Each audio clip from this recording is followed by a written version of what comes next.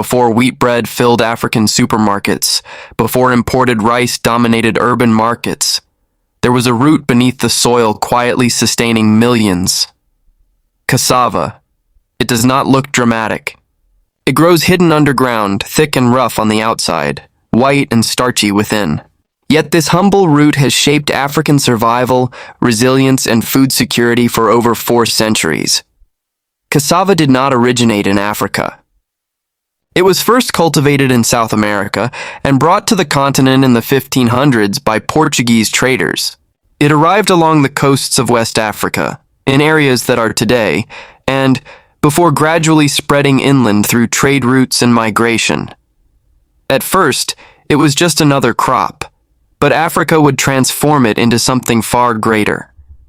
Cassava thrived where others failed. It tolerated drought. It survived in poor soils. It could remain underground for months after maturity without spoiling, acting almost like a natural food storage system. In times when war, slave raids, or climate shocks disrupted farming cycles, cassava became a hidden reserve beneath the earth. But cassava came with a hidden danger. Raw cassava contains cyanogenic compounds, natural toxins that can release cyanide if improperly processed. Eating it raw or poorly prepared can cause severe illness. Early communities quickly learned this through experience.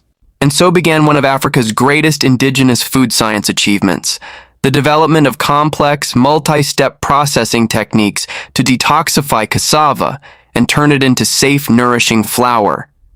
This was chemistry without laboratories. The process begins in the field. Cassava is typically harvested between 8 and 24 months after planting. Farmers uproot the thick tubers by hand, often working in groups.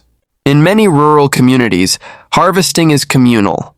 Families and neighbors gathering early in the morning before the sun grows intense. The roots are transported in woven baskets or sacks to processing areas, often near the home. Next comes peeling. The brown outer skin is removed with knives, revealing the white interior. This stage requires care, because any remaining peel can affect taste and quality. The peeled roots are washed thoroughly to remove soil and debris. Then comes grating, one of the most transformative steps. Traditionally, women used perforated metal sheets nailed onto wooden boards. The cassava root is pressed and scraped against the rough surface, reducing it into a wet pulp. The rhythmic scraping sound is familiar in many villages across West and Central Africa. Today, in many areas, small petrol-powered mechanical graters have replaced manual ones, increasing speed and efficiency. But the principle remains the same. Break down the root to prepare it for detoxification. The grated cassava pulp is then left to ferment. This stage is crucial. Fermentation may last from 1 to 3 days, depending on the desired product. During this time, naturally occurring microorganisms break down the toxic compounds. The pulp begins to sour slightly, a flavor that defines many cassava-based dishes. Fermentation is not accidental. It is controlled knowledge, refined over generations.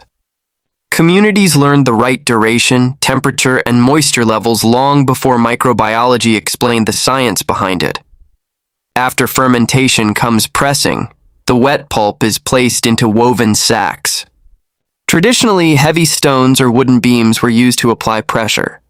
Today, screw presses or hydraulic presses are common in larger operations. Pressing removes excess water and further reduces toxin levels. What remains is a damp, compact cake of cassava. At this stage, the product can go in different directions depending on local culinary traditions. For cassava flour specifically, the pressed cake is broken apart and sieved to form granules. These granules are then dried, either under the sun on mats and concrete surfaces or in modern mechanical dryers. Sun drying remains widespread because of its affordability. Under strong African sunlight, the granules dry within 1 to 2 days. Proper drying is critical to prevent mold and ensure long shelf life. Once fully dried, the cassava is milled into fine flour. This flour can be used to prepare fufu, amala, kokante, and other staple dishes.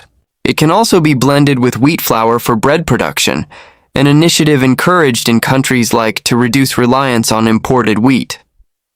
In parts of Central Africa, including the cassava flour is a daily staple consumed by millions. In East Africa, variations are used to prepare stiff porridge-like meals. Beyond households, cassava flour has become an economic engine. Africa is now the largest cassava-producing region in the world. The crop supports millions of smallholder farmers. Women dominate much of the processing sector, turning cassava into flour, gari, and other derivatives for sale in local markets. Do well to subscribe and like.